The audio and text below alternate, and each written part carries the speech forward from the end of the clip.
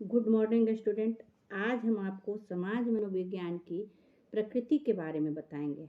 तो सबसे पहले तो ये जान जाइए कि समाज मनोविज्ञान का संबंध उन रूपों से है जिनमें एक व्यक्ति का आचार और विन्यास अन्य लोगों के आचार और विन्यासों से प्रभावित होता है।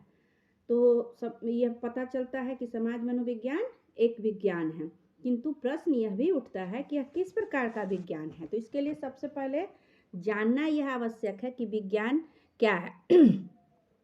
तो किसी विषय को विज्ञान की श्रेणी में रखने के लिए 6 बातों का होना आवश्यक है। पहला, वैज्ञानिक पद्धति।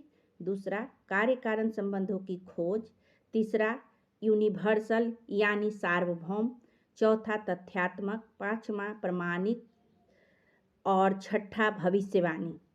तो वैज्ञानिक पद्धति में हम लोग कहते हैं कि किसी विषय को उसकी विषय सामग्री के कारण नहीं, वैज्ञानिक पद्धति के कारण विज्ञान कहा जाता है। ठीक है। दूसरा में लिखेंगे आप लोग कि कार्य कारण संबंधों की खोज। विज्ञान अपनी विषय सामग्री में कार्य कारण के संबंधों की खोज करता है।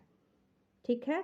सार्वभौम, वैज्ञानिक सिद्धांत सार्वभौम होते हैं यानी यूनिवर्सल होते हैं। ये सभी देशों तथा कालों में खड़े उतरते हैं।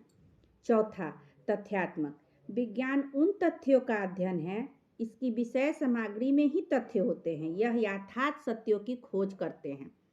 क्लियर है। अब पांचवा में लिखिए, वैज्ञानिक नियम प्रमाणिक होते हैं, उनकी प्रमाणिकता की कभी भी जांच की जा सकती है। छठा, भविष्यवाणी, कार्य कारण संबंधों के बारे में सार्वभौम और प्रमाणिक नियमों के आधार पर विज्ञान उस विषय की भविष्यवाणी कर सकता है कि कार्य कारण के बाद में विश्वास पर ही विज्ञान की नींव टिकी हुई है। वैज्ञानिक यह मानता है क्या है के आधार पर क्या होगा निश्चय किया जा सकता है।